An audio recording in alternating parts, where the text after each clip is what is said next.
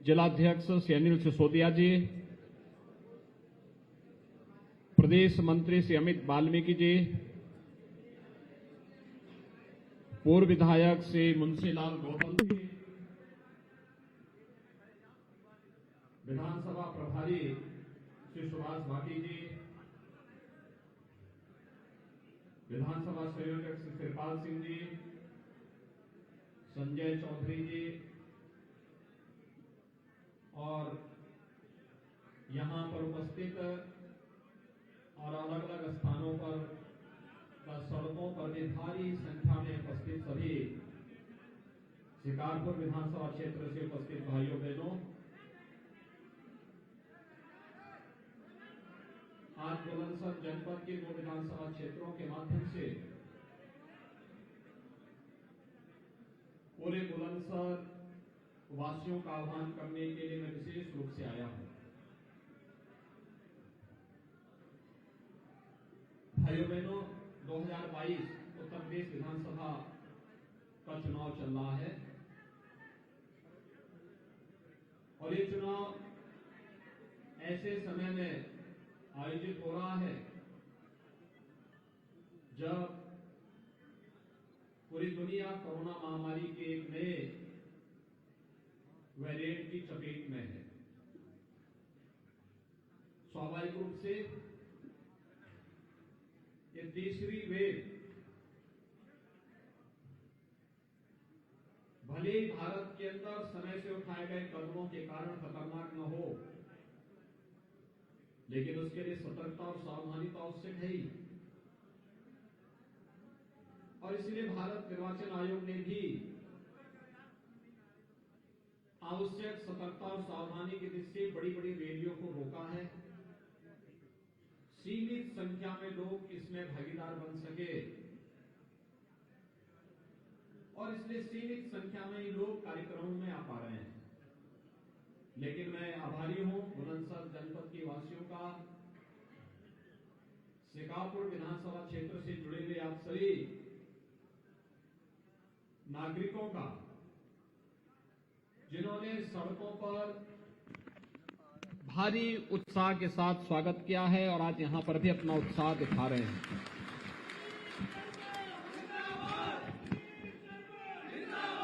भाइयों बहनों, 2017 में प्रधानमंत्री मोदी जी के आह्वान पर आप सबने भारतीय जनता पार्टी को अपना आशीर्वाद दिया था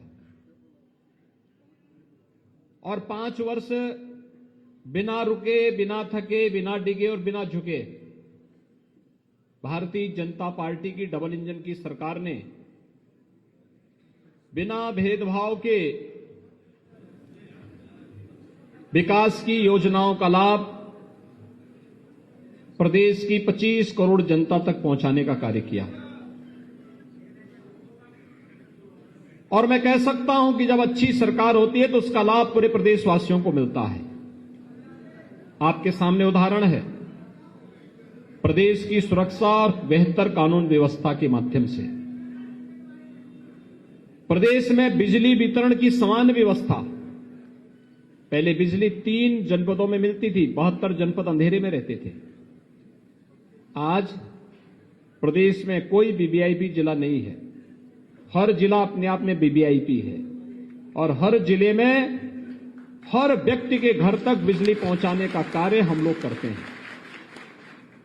यही तो सरकार का कार्य है, यही सरकार की ड्यूटी है। बिना भेदभाव के कोई भेद नहीं, अपना पराये का कोई भेद नहीं।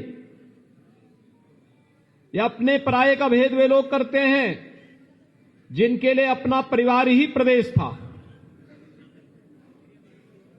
ऐसे ही होता था। कांग्रेस की सरकार आती थी, भाई बहन की पार्टी हो जाती थी। बहुजन समाजवादी पार्टी की सरकार आती थी तो बुआ भतीजे की पार्टी हो जाती थी।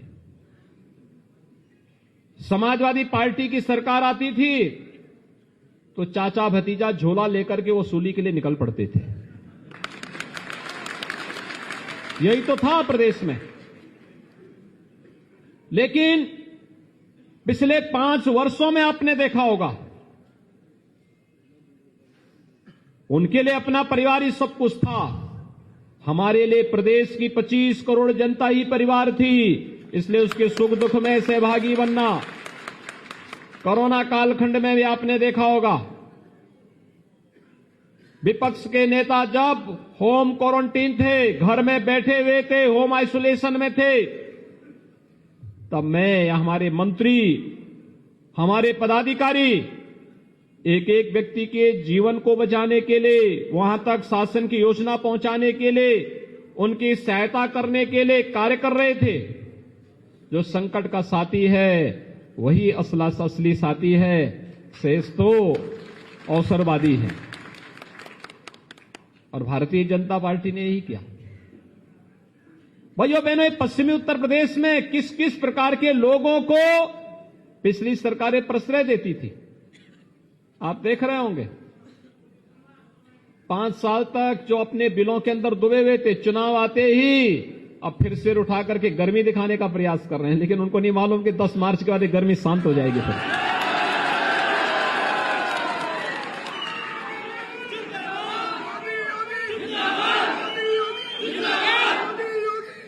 क्योंकि ये तो डबल इंजन की सरकार है, इसमें माफिया और अपराधी के लिए कोई जगह नहीं।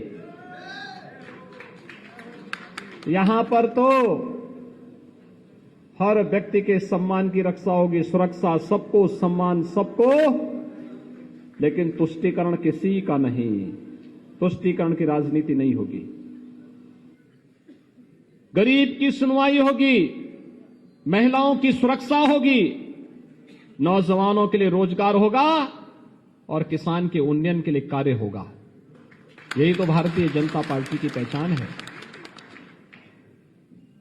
लेकिन अगर बेटी की सुरक्षा के साथ किसी ने खिलवाड़ करने का प्रयास किया तो फिर अगले दिन उसके गले में तख्ती लटकती हुई भी दिखाई देगी।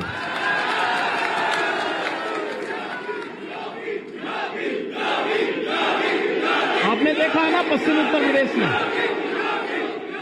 पिछली बार मैं आया था बुलंदशहर में, 2017 में पहला चुनाव प्रचार मैंने बुलंदशहर से ही किया था। और जब मैं आया था, कुछ परिवारों में मिलने के लिए गया था, तो सबने एक ही शिकायत की थी। कहा कि देखिए, हम लोग तो असुरक्षित हैं, बेटियों को स्कूल नहीं भेज पाते हैं। मैंने कहा चिंता करने की आवश्यकता नहीं, आने दीजिए भारतीय जनता पार्टी को। बेटी की सुरक्षा हम सबकी जिम्मेदारी होगी। और भाइयों बहनों, आपने देखा होगा, सरकार आई, कैसे सुरक्षा का वातावरण दिया। आज हर बेटी स्कूल जा सकती है, कोई भय नहीं, किसी प्रकार की कोई अराजकता नहीं, कोई दंगा नहीं। ये दंगाई, ये माफिया, ये इत्र वाले मित्र, ये सभी लोग 5 वर्ष तक बिलों के अंदर छुपे रहे और चुनाव हुए तो इत्र वाले मित्र फिर से ढूंढने लग गए अपना सहारा। लेकिन जब जेसीबी चली तो नोट की ढेर निकल भी दे सकती थी। लेकिन पहले तो सपा रही हो, बसपा रही हो या फिर कांग्रेस रही हो, सरकार आती थी तो पहले मुख्यमंत्री और मंत्री अपना आवास बनाते थे। हमने कहा नहीं, पहले इन गरीबों का मकान बनना चाहिए। और भाइयों बहनों, 33,000 मकान अकेले आपके बुलंदशहर जनपद में मिले हैं। पूरे प्रदेश की अगर मैं बात करूं, 43 लाख गरीबों को एक एक आवास दिया गया है। 43 लाख से ज्यादा है, 43,50,000 है। 43,50,000 से अधिक गरीबों को एक एक आवास मिला है। जब आवास की शुरुआत हुई थी, ये डॉक्टर महेंद्र सिंह जी ही इस विभाग के मंत्री थे। बाद में इनको पानी वाला मंत्री बनाया है, जल शक्ति मंत्री।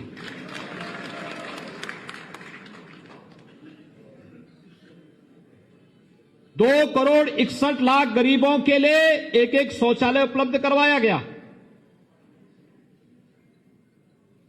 1,21,000 मजरे तक बिजली पहुंचाई गई। जो अनिल शर्मा जी कह रहे थे कि हर मजरे तक विद्युतीकरण का कार्य हुआ और हर गरीब को फ्री में बिजली दी गई, पूरे प्रदेश के अंदर 1,21,000 मजरों तक बिजली हम लोगों ने पहुंचाई, जो कभी नहीं पहुंचाई थी, वह हमने पहुंचाई।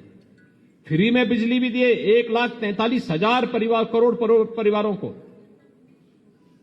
ये काम पिछली सरकारें भी कर सकती थी, लेकिन भाइयों बहनों, जब व्यक्तिगत स्वार्थ परमार्थ पर हावी हो जाता है, व्यक्ति कुछ नहीं कर सकता। पिछले लोगों ने राजनीति को अपना व्यक्तिगत व्यवसाय माना था। शोषण का, भ्रष्टाचार करने का, अत्याचार करने का, जमीनों पर कब्जा करने का, इसे वे अपना जन्मसिद्ध अधिकार समझते थे। हमारी सरकार आई, अंतर आप फर्क महसूस कर सकते हैं। फर्क क्या है? सपा की सरकार आई, मुख्यमंत्री को पहला निर्णय लेना था। क्या निर्णय लेंगे?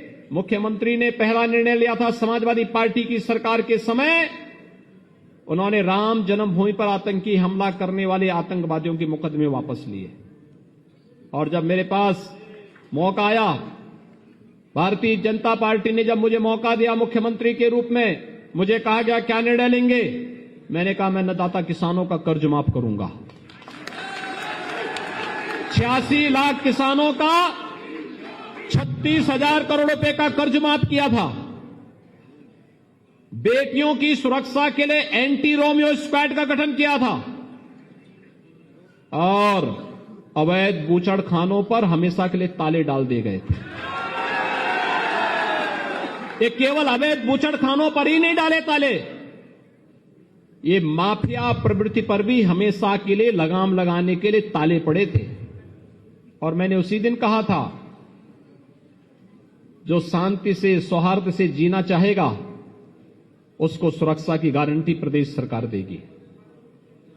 जिसने गरीबों का, कमजोरों का, सम्मानित लोगों का, व्यापारियों का, बेटियों की सुरक्षा में सेंध लगाने का कुत्सित प्रयास किया, तो उसकी प्रॉपर्टी को भी जब्त करेंगे, घर पर बुलडोजर चलाने में भी संकोच नहीं करेंगे। तब भी मैंने कहा था। भाइयों बहनों, यही प्रदेश है। सपा बसपा सपा की सरकारों में हर तीसरे दिन दंगे होते थे,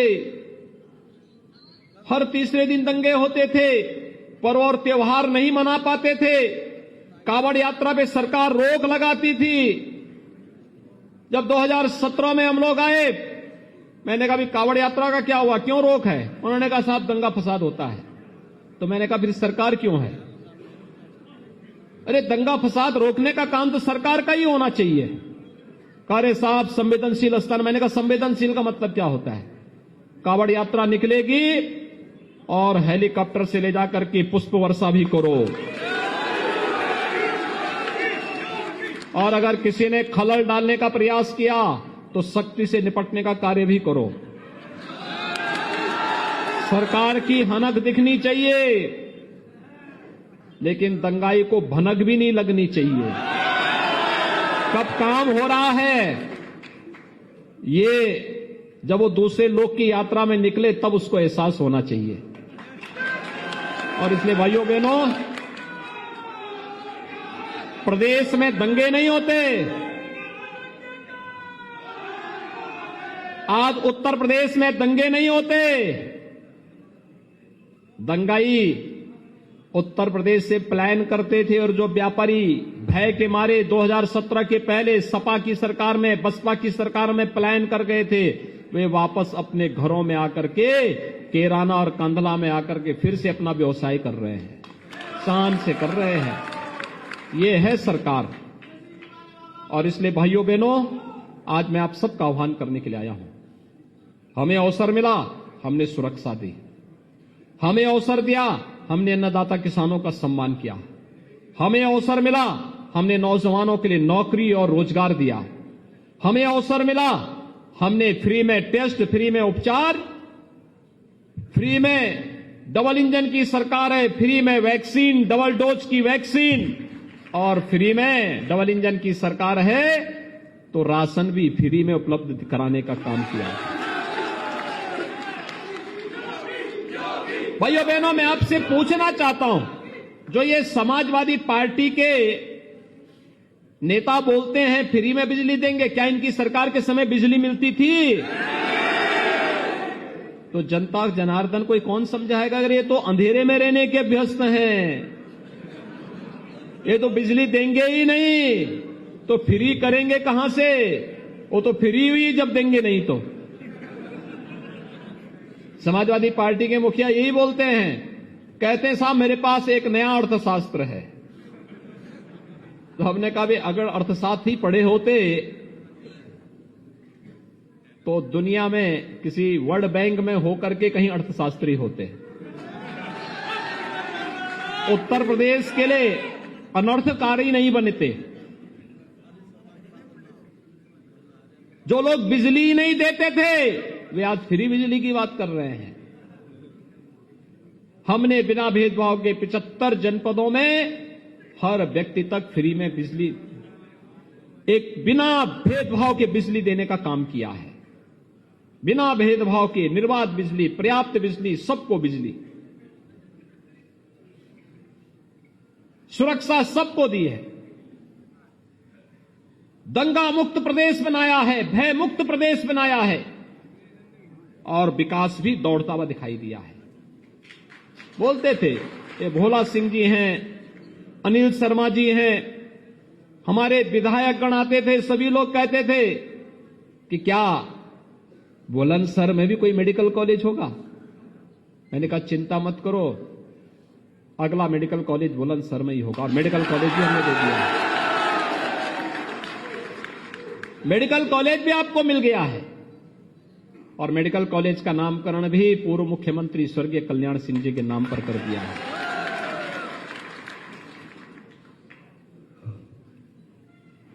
ये अनिल शर्मा रोज मेरे पास आते थे, कहते थे कोई बड़ा कार्य कैसे होगा? मैंने कहा घबराओ मत, बुलंदशहर के वासी सौभाग्यशाली हैं, वह क्रांति की धरा है, शांति और सौहार्द की धरा है। एक तरफ मां गंगा का आशीर्वाद है, दूसरी तरफ मां यमुना का आशीर्वाद है और दोनों के बीच में जब बुलंदशहर जनपद बसा हुआ है, बुलंदशहर से प्रयागराज की दूरी, जहां मां गंगा और यमुना का मिलन होता है, उस संगम स्थल पर जाने की दूरी को इतना हम कम करेंगे कि मात्र 5 से 6 घंटे में आप इस दूरी को तय कर लेंगे। और भाइयों बहनों, 36,000 करोड़ रुपए की लागत से गंगा एक्सप्रेसवे बुलंदशहर होते हुए प्रयागराज तक जा रहा है, मेरठ से प्रयागराज तक। यह भी लाभ बुलंदशहर के नागरिकों को, यहां के युवाओं को, यहां के व्यापारियों को प्राप्त होगा। यहां खुर्जा की पोल्ट्री का उद्योग 1 डिस्ट्रिक्ट 1 प्रोडक्ट में हम लोगों ने लिया। और भाइयों बहनों, कैसे एक नई पहचान ये दे रहा है, विकास की एक नई पहचान। भाइयों बहनों, 10 मार्च के बाद आप देखना ये गर्मी शांत होने में 24 घंटे भी नहीं लगेंगे। और इसीलिए आज सबसे मैं अपील करने के लिए आया हूं। श्री अनिल शर्मा जी ने पूरी मेहनत के साथ शिकारपुर विधानसभा क्षेत्र का विकास कराया है, पूरी तन्मयता के साथ, पूरी मजबूती के साथ और अपनी व्यक्तिगत समस्या को एक ओर रखते हुए। कोरोना में मैं उनसे कहता था देखो भाई आप बाहर मत निकलिए, लेकिन उस सब के बावजूद मैं देखता था न केवल शिकारपुर और बुलंदशहर की जनता के लिए, बल्कि प्रदेश के अंदर विभिन्न अलग अलग मंत्रियों को अलग अलग जनपदों का प्रभारी मंत्री भी बनाया गया था। अपने प्रभारी जनपद की जनता की सेवा भी करते थे, विभाग का कार्य अलग से निपटाते थे। और भाइयों बहनों, पूरी मेहनत से, पूरी तन्मयता के साथ, पूरी लगन के साथ उन्होंने शिकारपुर में विकास भी कराया, शासन की योजनाओं का लाभ भी दिलाया, भारतीय जनता पार्टी के कार्यकर्ताओं के साथ लेकर के आगे चल करके निरंतर शासन भारतीय जनता पार्टी की लड़ाई को आगे लेकर के चलते रहे। तो जब चुनाव का समय है तो मैं आप सबसे ये अपील करने के लिए आया हूं कि भाइयों बहनों, योग्य जनप्रतिनिधि होता है तो जनता जनार्दन की समस्या का समाधान स्वयं कर लेता है, किसी के सामने हाथ फैलाने की नौबत नहीं होती है। और ये काम आपका योग्य विधायक के रूप में से अनिल शर्मा यहां पर करते रहे। आज अवसर है चुनाव, कोरोना कालखंड है, थर्ड वेव को हम अगले 8-10 दिन के अंदर भले ही नियंत्रित करने जा रहे हैं पूरी तरीके से। लोग कहते हैं कैसे करें, हमने कहा यार देखो, हमने दंगे बंद करवाए हैं, दंगे के जिन को पूरी तरह बोतल में बंद करके दफना दिया है, अब कोरोना को भी पूरी तरह समाप्त करेंगे। सतर्कता और सावधानी आवश्यक है भाइयों बहनों, सतर्कता और सावधानी आवश्यक है। आप सबसे मेरी अपील है कि अगर प्रदेश के अंदर 5 साल तक सरकार ने जो भी कार्य किए हैं, ये हमारी ड्यूटी थी, हमारा फर्ज था। हमने अपने जवाबदेही सरकार के नाते इन कार्यों को पूरा किया। और मेरी आप सबसे अपील है, अगर आप चाहते हैं ये दंगे, ये फसाद, ये अपराध नियंत्रण करने में सरकार ने जो सफलता प्राप्त की है, इसी प्रकार से नियंत्रण में रहे और विकास और निवेश होता रहे, जिससे अपने नौजवानों को अधिक से अधिक रोजगार और नौकरी दे सके। अगर आप चाहते हैं कि पेशेवर अपराधी और माफिया और हिस्ट्री शीटर थानों का संचालन न करे, अगर आप चाहते हैं कि हर बेटी को सुरक्षा की गारंटी मिले, अगर आप चाहते हैं कि जो फिल्म सिटी का निर्माण, जेवर एयरपोर्ट का निर्माण यहीं के बगल में होने जा रहा है, ये सिलसिला अनवरत आगे बढ़ता रहे, विकास की प्रक्रिया जो स्पोर्ट्स यूनिवर्सिटी के रूप में मेरठ में स्थापित होने जा रहा है, ये अनवरत रूप से आगे बढ़ता रहे। अगर आप चाहते हैं तुष्टीकरण की राजनीति सदैव के लिए समाप्त हो, अगर आप चाहते हैं आस्था का जो सम्मान कावड़ यात्रा के माध्यम से, ब्रज तीर्थ विकास परिषद के माध्यम से प्रदेश के अंदर अयोध्या में श्री राम जन्मभूमि मंदिर निर्माण के माध्यम से आगे बढ़ रहा है, ये अनवरत जारी रहे, तो भाइयों बहनों, इसके लिए एकमात्र विकल्प है और वो विकल्प है भारतीय जनता पार्टी। आप सभी भारतीय जनता पार्टी के समर्थन में अपना आशीर्वाद देने को तैयार हैं? सभी लोग, आप सबसे मेरी अपील है, भाइयों बहनों, आप सबसे मेरी अपील होगी, कुछ चीजों को हमें देखना होगा। जैसे सरकार चली है, सरकार ने अच्छा काम करने का प्रयास किया, कुछ चीजें हैं जिस पर कार्य कर रहे हैं, जैसे धनगढ़ और बघेल समाज की समस्या का समाधान सरकार कर रही है कार्य। जैसे अहेरिया समाज को अनुसूचित जाति में शामिल करने की कार्रवाई, हमने पत्र लिखा है। मैं उनके प्रतिनिधियों को अभी 1 महीने पहले लखनऊ में बुलाया था और मैंने उनको बुलाया, मैंने रजिस्ट्रार जनरल इंडिया को एक पत्र लिखा है और उनसे इस बात का आग्रह किया है कि इस मामले में इनके साथ न्याय होना चाहिए। इसी प्रकार से मीणा समाज की समस्या का समाधान ही सरकार है। अच्छी सरकार समाधान करेगी, लोकप्रिय सरकार समाधान करेगी। सरकार लगातार इसके प्रति संवेदनशील है और मेरी आप सबसे अपील है कि समस्या का समाधान अच्छे जनप्रतिनिधि करेंगे, सरकार करेगी। जनता जनार्दन राष्ट्रवाद, विकास और सुशासन के मुद्दे पर भारतीय जनता पार्टी को अपना आशीर्वाद दे। बड़ी सभाएं हो सकता न हो, आजकल में फिर से चुनाव आयोग कोई निर्णय लेगा, जो भी दिशा निर्देशन आएंगे उसका पालन होना चाहिए। लेकिन अब तो हर एक व्यक्ति के पास स्मार्टफोन है, टेलीफोन के माध्यम से, फेसबुक के माध्यम से, इंस्टाग्राम के माध्यम से, व्हाट्सएप के माध्यम से, और भी हम लोग तमाम प्रकार से अपने आयोजन करके लोगों को संदेश पहुंचाने का कार्य कर सकते हैं, अच्छे कार्यों की बारे में जानकारी दे सकते हैं। भाजपा आवश्यक क्यों, इसको लेकर के एक अभियान चला सकते हैं, सोशल मीडिया प्लेटफॉर्म का बेहतर उपयोग कर सकते हैं। और इस देश से आप में से हर व्यक्ति को अनिल शर्मा बनना पड़ेगा। एक एक व्यक्ति को बनना पड़ेगा। हर व्यक्ति मिल करके जब इस कार्यक्रम को आगे बढ़ाएगा तो भाइयों बहनों अवश्य सफलता प्राप्त होगी। और मेरी आप सबसे अपील होगी कि श्री अनिल शर्मा जी को कमल चुनाव चिन्ह पर शिकारपुर विधानसभा क्षेत्र से, श्री प्रदीप चौधरी को बुलंदशहर से, श्री देवेंद्र सिंह लोधी को स्याना से, श्री संजय शर्मा को अनूप शहर से, श्री सीपी सिंह को डिबाई से, श्रीमती मीनाक्षी सिंह खुर्जा सुरक्षित सीट से और श्री लक्ष्मी राज चौधरी को सिकंदराबाद विधानसभा सीट से भारी बहुमत से विजयी बनाने, कमल के निशान पर विजयी बनाने की अपील करने के लिए मैं आया हूं।